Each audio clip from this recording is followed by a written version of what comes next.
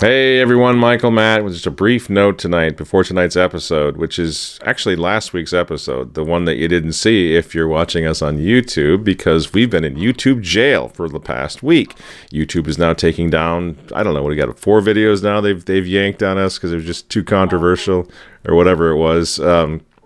I don't know. What's the problem with those videos? Who knows? Who cares? It's going to keep going. That's just what this is all about. That's the game that they're playing now. So the snowflakes can't handle it. We're going to have to come up with an alternative.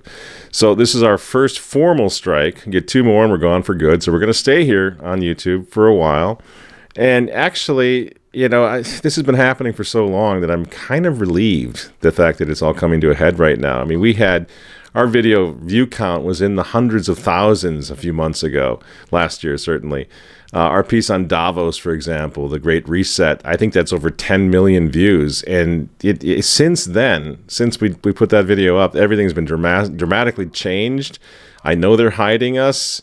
I know you're not seeing our options, our videos as options. That's been going on. But more importantly, for those of you who really want to know what's going on with big tech, this is how it works.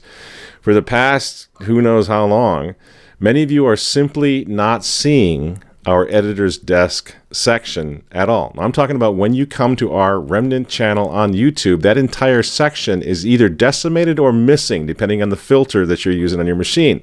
The whole section is gone. Missing from your workplace computers, hotel computers, probably even home systems if you have child security on, because I think conservative pro-American content now is dangerous for children, and I guess that's what they're categorizing Remnant TV as now. So we're literally being filtered out of existence for many of our 230 plus thousand YouTube subscribers. So what's the point of this anymore? And the thing is, I'll come clean on this. I'm not even mad. Seriously, whatever YouTube's going to do, YouTube's going to do. They can go ahead and do it. They are the radical far left. What do we expect from them? I don't blame them. Honestly, I don't. Sincerely, I don't. I don't blame them for trying to get rid of, for hating, really, pro-God, pro-country video shows like ours. If I had their program, I wouldn't let the radical pro-Satanist left on my network either. And that's what they're doing. That's their job. So I really actually get it. Not whining about this. So the program that you're about to see is the beginning of kind of a new phase here at Remnant TV. This one is going to be edited for YouTube. We're going to have every one of our videos now will be edited for YouTube, and that'll be the version of the show that went up last week is the one you're going to see now. And we're moving ahead with a lot of things right now. I think it's just this is the time to strike. A lot of things are going on right now. The potential for unity and for action has never been better than it is right now. So we're moving to a new studio. I'll catch you up with that next program. Which is going to mean a lot of new changes around here. We're going to be offering more videos. We're going to come out more frequently each week. And quite frankly, I just don't have time to be messing around with the children at YouTube playing Gestapo. I just don't have time for it. It's ridiculous. Nobody has time for it. So from now on, this program will appear at remnant-tv.com is where we're going to be. It's going to go up there first, and then a few days later, an edited for YouTube version will be hosted here at YouTube, and that's the program moving forward. Some of you like to talk about Rumble. I've got no problem with Rumble. My problem is I don't want to invest the next couple of years in Rumble and then find out there's some leftist lunatic over there that wants to cut out my stuff and take down our videos. I don't want to take that chance. I really firmly believe that it's time for us to construct our own, to come up with our own alternatives so we don't have to worry about this ever again. And we've done this at Remnant TV. We've built our own platform. It's doing just great. In fact, it's pretty high tech. It's easy to use. Quite honestly, I couldn't be any happier. If YouTube throws me off tomorrow, there's one thing I'm going to be sad about. I'm going to miss you if I don't find a way to catch up with you and get you over there. But not having to deal with the mighty YouTube gods and crazy, monitors and Gestapo every single show, that sounds fantastic to me. I couldn't be happier about this. Remnant-tv.com is where we're going to be.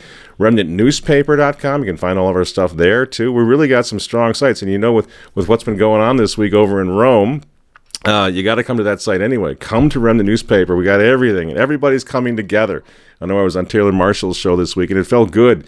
We're unifying in a way that all of us are unifying all around the world in a way that only, ironically enough, Pope Francis has managed to pull off, and it's fantastic. So come to our website. Keep in mind, remnant-tv.com. Sign up for our e-blasts so we can stay in touch. It's all we got to do to make this happen. And spread the word, spread the word, spread the word. Remnant-TV.com. That's the future. By the way, speaking of the Pope, if you like this shirt, I'm not talking about what the message on the shirt. I just mean it's a cotton shirt. It's super comfortable. That's all I'm talking about. So if you want a really nice T-shirt like this, we are selling these shirts now because they're so comfortable. So if you want to just click the link below, you can pick up one of these for yourself as well, and enjoy the comfort of the cotton. It's really nice. A lot of crazy stuff going. We've got a lot of great answers. A lot of the clans are uniting like I've never seen before. I'm super excited. So this then is last week's editor's desk. I'm giving to you with the edited for YouTube version, which actually came out the day of the Motu Proprio, so it's too bad if you missed it, but it was there at remnant-tv.com. This one's edited a little bit. I hope you enjoy it, and I hope you'll share it, of course, with your friends and family before the gods of YouTube make it mysteriously disappear. Thanks very much, friends, and we'll see you next time. To the big news. As we predicted last week, the Vatican has taken an unprecedented action really, against the venerable Roman rite of the Mass. The Mass of history's saints, popes, virgins, martyrs, crusaders, you name it. Even the Mass of Pope John Paul the Great's ordination, in fact, but that doesn't seem to matter. He doesn't seem to matter anymore at all, does he? The Mass, the only Mass that Pope Pius XII would have offered, the only Mass that Pius XI offered, Pius X, Saint Maximilian Kolbe, Padre Pio, Don Bosco, all the way back to Thomas Aquinas. But there's a problem with that Mass for Francis. And you know what? We should do a shout out to some of our friends in the Vatican, some of these journalists that are over there. They've been taking a lot of heat lately. Discouraging, yeah. Stupid, yeah. Ridiculous, yes. People going after Catholic journalists in the Vatican who have excellent contacts and sources and who sometimes report on what's coming. For example, the Anti-Summorum Pontificum Motu Proprio of Francis. These journalists reported on that, and their sources wanted to remain anonymous. Rather standard in the world of Catholic journalism. But they were taken to task for that. Oh, you don't know. That's not actually coming. That's rumor. You're just going for clickbait. Well, they've been completely vindicated. Those journalists in Rome, those traditional Catholic journalists, thank God for them. Pray for them. They're right in the belly of the beast now, and we need them. So support the good, authentic, actual Catholic journalists in the Vatican. We need these guys, and they are really doing great work, and they certainly nailed this one. Now, in doing what he's done now, Pope Francis has really outed the entire conciliar revolution like never before. I'm really, in a way, there's a sense that there's a relief. There's a cloud has lifted. The blindfolds have been removed. There's clarity. There's clear vision. We know exactly what they're after now, what's going on over there with Pope Francis. And after 15 months of closed churches, no sacraments, no Eucharist for millions of Catholics, thanks to Pope Francis, who was so hasty, so eager to close down the Basilica of St. Peter when COVID first got started. After 15 months of that, after all the fear, all the suffering people have gone through, being away from the sacraments, being away from their priests and families, the really totalitarian nightmare, the dreary exhaustion that everyone's been through, along comes the shepherd in white to shut down the few places on earth now where Catholics still bother showing up for Mass. You know, like I said last time, you don't have to be a Catholic to wonder what in thunder Pope Francis is all about. What's he doing? What is he doing? You don't think it's diabolical, the timing of this? Of all things to be concerned about? This little remnant of believers that still goes to the Latin Mass? Yeah, that's what he's worried about. And that should actually be very, very encouraging for all of us. I mean, this man just got out of the hospital. He's 83, 84 years old now? They had to remove part of the papal colon. He's already missing a papal lung, or most of one of the lungs, right? He's not in good shape. And still, he's desperately trying to do something about the traditional Latin Mass. while the news is bringing us the most fantastic, bizarre, apocalyptic stories night after night up in what used to be Catholic Canada, Churches burning to the ground. What are we up to? About 20 churches either vandalized or burned to the ground. Many of them Catholic church. Is Francis worried about that? Is Francis worried about all of these sodomite liturgies going on all over the place? The rainbow liturgies going on all over the place? Is he worried about the mass defection from the faith? Is he worried that millions of Catholics have left the church? Is he worried that the church in Germany is over, is done, is in schism? No, not Francis. He's worried about us. And honestly, friends, we should be encouraged by this. What we got a hold of, some of us don't realize how important it is, what we're doing here. Obviously, the globalists are freaking out over us right now. And we got to look at why this is. This is not the time to get all discouraged and think we're going to lose and it's all over and nothing left but the fat lady to sing. That's not what this is all about. This is just the beginning. And yeah, you can point this out to your friends, your Protestant friends, your folks around the water cooler at work. People are being gunned down. Like I said, churches burning down all over in Canada. Cities like Chicago, LA, New York, total mayhem. And the Holy Father's worried about this. Here comes Francis to shut down the Latin Mass. Everybody's getting this. Lots of people know something has really gone awry here. Not just Catholics. Everybody's realizing it. I mean, really, Francis? You got nothing better to do? Your holiness? I guess you don't, do you? I guess this is what it's been all about right from the start, isn't it? It goes all the way back to the council and before, doesn't it? Shutting down this Mass, shutting down the kingship of Christ, shutting down the Catholic Church. That's what it's all about, right? Because this diabolical New World Order couldn't get off the ground without it. These guys, they hate the Mass for a reason. So rather than us going into a panic, oh, they're going to take it away and they're going to shut us down, let's look at why they hate the Mass. Even after all these years, the reason they hate it is because they failed to drive it out. They failed to get rid of it. Because people who attend that Mass, as statistics show, they tend to believe. They keep the faith. They couldn't get rid of the Mass. They can't get rid of the faith, just like the Freemasons down in Mexico under Caius couldn't get rid of it either. Couldn't get rid of the Mass, couldn't get rid of the faith during the Cristero War.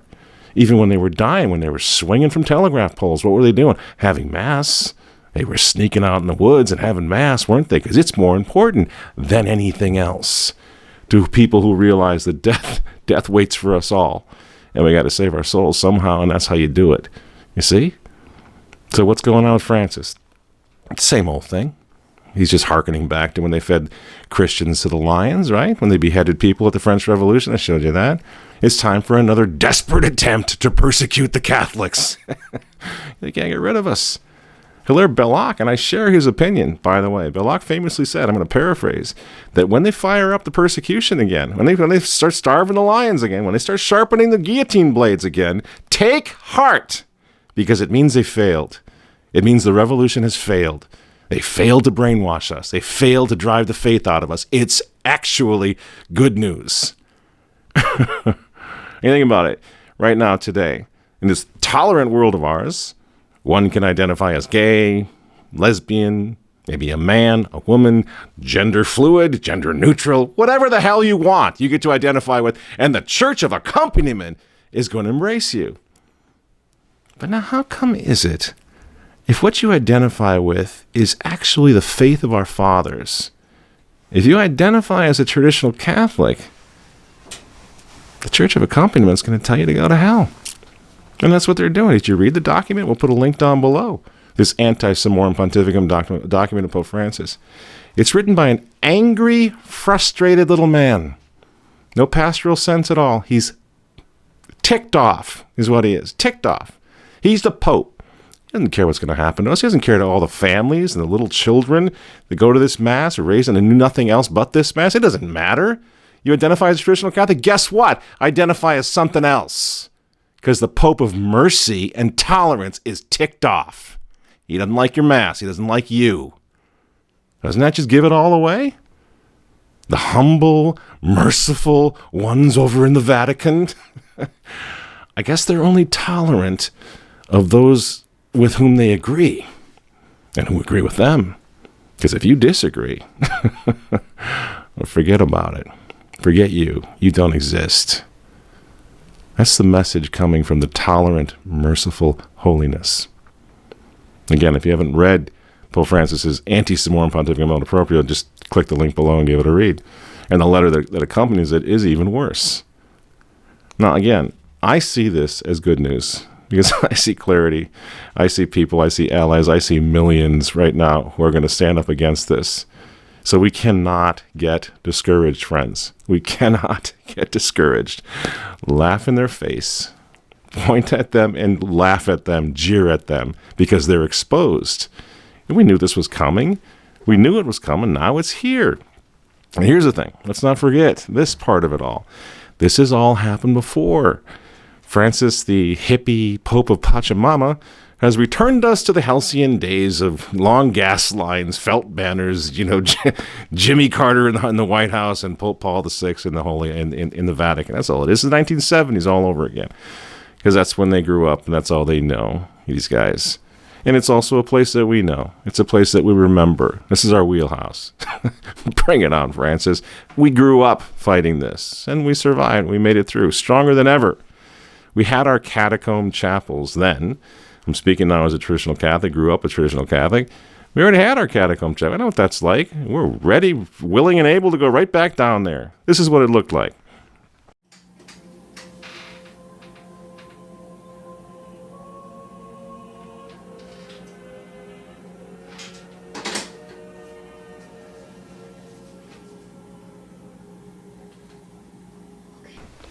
Now we'll just let that roll a little bit. This is we've used this clip a couple of times. We got a lot of clips from the good old days, the way things used to be. And I encourage those of you who are new to the traditional movement to remember this is what it looked like. This is what was going on. This is what we had been reduced to.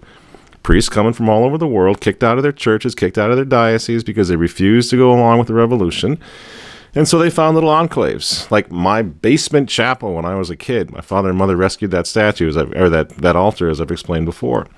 So this is what it was. It's my home right there. In fact, that's me serving the Latin Mass. That's a pretty cool 80s hairdo, don't you think? Yeah, it's pretty fantastic. Serving the Latin Mass a long time ago. If we watch this clip long enough, which I don't think we're going to have time during this program, you'll see actual Michael Davies is in this basement chapel in my home when I was a kid. And he'll come up in a moment there, and he will receive Holy Communion. We'll put that link down below for those of you who want to watch some of the people, the original pioneers of traditional Catholicism, that were going to masses like that back in the day. So we've been walking in tall cotton for a long time, haven't we? We never, when we were doing this, keeping our faith alive in the homes of our, in the basements of our homes, we never really thought it was going to be as good as it is now with traditional masses all over the world. So my point is, don't lose hope. Got to keep fighting. What do you think was going to happen? This is the Mass of the Saints. This is the thing they've been trying to get rid of for a long time. This modernist revolution. They're trying to kill it. So you got to expect to fight for it. You got to expect for it to be taken away. You got to expect guys like Francis to want to get rid of it. We knew this was coming all along. Now, granted, please God, I hope it doesn't go back to this, but it might. And if it does, so be it. We've been there, and we'll make it work. God will provide. God wills it. If that's what happens, obviously God wills it. And the thing is, the big picture here, we're all going through this. This has been a bad day for a lot of people. I get it. No, not a lot of people thought this motu proprio Francis was going to be as bad as it is, but in reality, there's just no mystery here. The whole thing was very predictable because it's all about the crumbling facade of the Second Vatican Council. It's all about all those shuttered churches out there, the churches that have been sold over to Muslim groups and other groups to try to pay the financial costs of defending against the greatest disgusting clerical sex scandal in the history of the church. That's the shambles they've made of the human element of Christ's church. It's all about that. It's all about those shuttered churches. It's all about those empty seminaries. It's all about massive loss of faith in folks who just walked away from the church. That's what it's about. It's about that massive clerical sex scandal, all of that versus this international youth movement that is traditional Catholicism. You see? These decrepit old hippies sitting over there with their beautiful revolution, exposing itself as rot and horrific, a rotting cadaver is what it is. Or this beautiful, wonderful flowering of the faith is happening. The very thing they tried to crush 60, 70, 80 years ago. It's all... If you look at it like that, this is quite easy to understand. No mystery here. It's actually a defeat for the Vatican. Again, the human element of the church is is signaling their defeat because they tried to silence you. They tried to silence me. They tried to silence all of us, and they failed. They even came along and offered us the traditional mass as long as we swallowed the council, right? They're doing that again right now. And even there, we kept on fighting, didn't we? We didn't fall for it. The Society of St. Pius X, for example, did not take the bait because a lot of this was all about trying to get the Society of Pius X to comply, wasn't it? But they didn't take the bait. And over the past 5-8 years, they've been exhausting themselves, those priests and bishops, proving that they are not schismatic, praying for the local ordinary, praying for the Pope, insisting they're not in schism. See, usually schismatics want to be outside the church. These guys have been trying to prove they're not outside the church. They're dealing with a revolution. And now their sainted founder, guess what? Archbishop Marcel Lefebvre has been completely vindicated today. Completely vindicated by what Pope Francis has done. This life of our Lord Jesus Christ is disappearing everywhere in the conciliar church. They are following roads which are not Catholic roads. They simply lead to apostasy. Archbishop Lefebvre was right. He was right all along. And history will record him as such. History will see him as right. History will see not only that he's vindicated, but that he's canonized a saint for what he did. Thank you, Francis, for your confirmation that Archbishop Lefebvre is deserving of being raised to the altars of God. Thank you. And the traditional movement in general, this is what Unite the Clans has always been all about. Us coming together, doing the right thing, saving our souls. And the traditional Catholic movement in general, it was supposed to be for little old ladies in tennis shoes, wasn't it? It was supposed to die out after they brought the Motu Proprio Ecclesia Day. It was just going to be a few years and it was going to be over. Little old ladies in tennis shoes are going to die, and so would the traditional Catholic movement. Well, guess what? The traditional Catholic Mass movement is a youth movement. It's packed out with young priests, young vocations, tens of thousands of young families, little children, the hope of the future, the hope of the church, the hope of the entire world. That's what happened. Backfired, friends. Thanks to you. Thanks to me. Thanks to God. The trap backfired. The traditional movement got so strong that Pope Francis is now making a fool of himself in the eyes of the world, trying to crush it. And let's not forget the Fraternity of St. Peter, because you know what? They never became bi-ritual. Do you remember all those predictions back after 88? Oh, they were going to start saying both the new and the old mass. They were sellout. They were turncoats. Well, guess what? They didn't. That never happened. Right now, they're being thrown out of Dijon, France. Why? Because they're refusing to celebrate the new mass. They're refusing to concelebrate even the new mass. They're doing the right thing. Thank God for that. And by the way, over the past 25 years, the Fraternity of St. Peter has been on the inside, as we said so many times. You had traditionalists on the outside in society, and on the inside, working to undermine what was happening to the church, to strengthen the church, strengthen the faith. So for 25 years, the Fraternity of St. Peter has been going up, knocking on doors of bishops all over the world. And now they've forged good relationships with good bishops, some of whom today have already issued statements saying that they will not change anything about their traditional Latin Mass schedule in their diocese. Thank God for the Fraternity of St. Peter, who worked with these bishops and brought them closer to tradition. Many of them are now huge fans of and advocates of the traditional Latin Mass, these bishops. Archbishop Coeur de Leon comes to mind. I'm not going to say too much about these guys, but just Google Archbishop Coeur de Leon, see what he had to say today. It's a magnificent statement. He will not be changing the Latin Mass schedule. It's going to stay the same. And there are many others already. I'm not going to name their names, but Your Excellencies, you know who you are. Thank you. God bless you. And we stand with you for what you're doing. Now, many bishops stand with us, stand with the traditional Mass, I should say, the traditional Mass movement, because Francis fatigue, friends. This is important. It's an important point. Francis is not popular. Francis is jumping the shark every day. Francis is he's much closer to Bill Gates than he is to conservative pro-life bishops in this country. So Francis fatigue is alive and well, and it's very real. And the coming globalist persecution of Christians, it's not going to spare pro-life Catholic bishops, and they know it. The good bishops can already feel the persecution, friends. We need to reach out to them. In the days to come, all of them, all of us will become traditional Catholic. I just saw today, EWTN's Raymond Arroyo. He tweeted this out. I'll put this up on the screen. Raymond Arroyo says, quote, "The lack of mercy shown here toward traditional Catholics, Benedict XVI, and the young laity and clergy drawn to the Latin Mass is stunning. This will create the division that Francis claims to cure through his ill-advised and destructive new law," end quote. Thank you very much, Raymond Arroyo. You see what I'm saying, friends? Golden opportunity. Pretty soon, we are all going to be traditional Catholics, those who have kept the faith. And as for the good priests at the diocesan level, oh my gosh, I know what it's like. We know what it's like, what you guys have been suffering in the diocesan structure in many dioceses in this country, most dioceses in this country. It's been tough. But here's what we say as your friends and as your allies: hold your ground, fathers. You are on the front line, and we know it. And we've known it for a long time. Continue to do the right thing. And you know what? We got to get clever. We got to get smart. This is like the Vendée. We got to go in the woods and we got to beat these guys. So if nothing else, fathers, celebrate the Latin Mass privately on Sunday afternoons. Give this a try. Just leave your church doors unlocked. Don't advertise the Mass because that's a public Mass. Just leave the church doors unlocked and say the traditional Latin Mass. And you know what? We'll be there. We'll back you up no matter what happens. We'll be there. The non-juring priests of the Vendée a couple hundred years ago had to do the same thing. They went into the woods. They offered the Mass in secret. For the original traditional Catholics, they baptized their children. They blessed their marriages in the woods.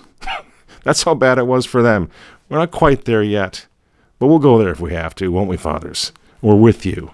Don't give up. Keep doing what you're doing. Keep saying the traditional Latin Mass. This night can't last forever.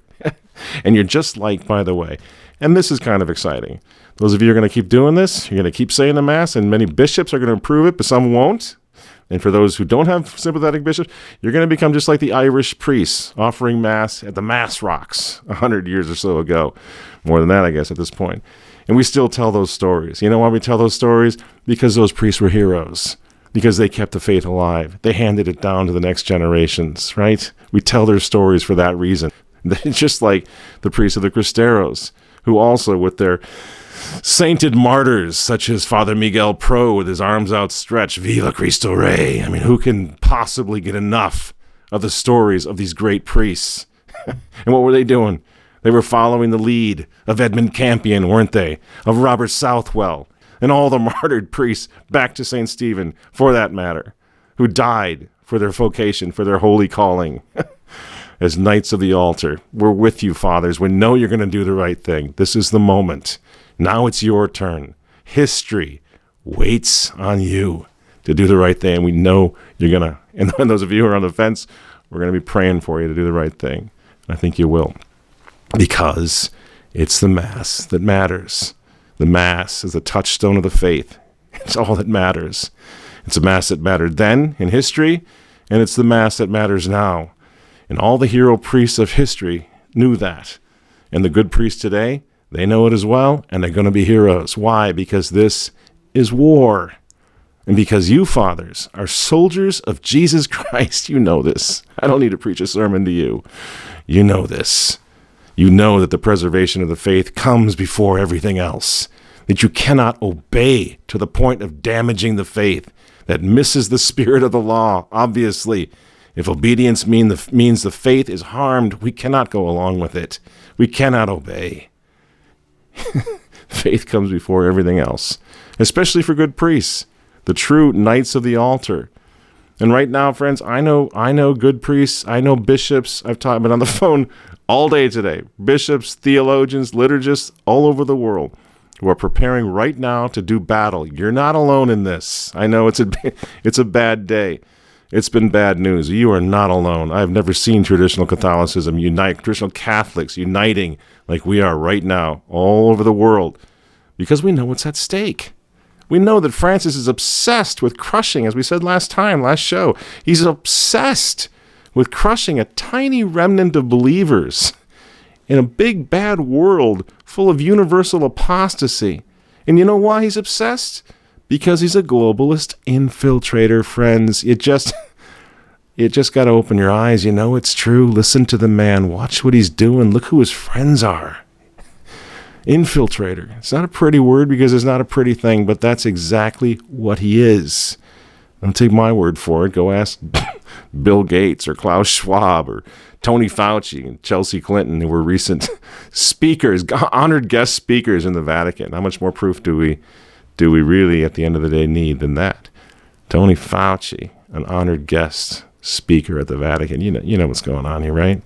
You're not even questioning it. It's so obvious.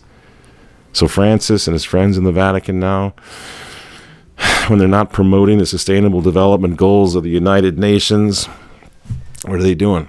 They're worried about the Latin Mass. So today, they actually locked down some more pontificum. An insult to Pope Benedict XVI, the predecessor who didn't cooperate by dying soon enough, apparently. They're insulting him. He said that Mass was free, it had never been abrogated. That can't be changed. Francis doesn't have the power to change history. The Mass cannot be outlawed. It can't be abrogated. It wasn't then. It isn't now. And Benedict made that very clear. Very clear. But they're after some more pontificum anyway. Why?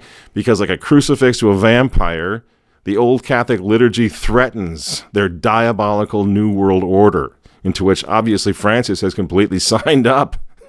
He's a lifetime card-carrying member of that effort. And over the past 15 months, as we talked about last time, traditional Catholics refuse to give up the sacraments. They refuse to bow and scrape to Big Brother, to globalist Big Brother, right? We never miss Mass. We kept the traditional Mass movement going, despite everything that happened under COVID, and now that movement is booming because of the faith and fidelity of the simple people, the families, the priests who refuse to back down, and who knew that the sacraments are always essential, including and especially during a pandemic, which really...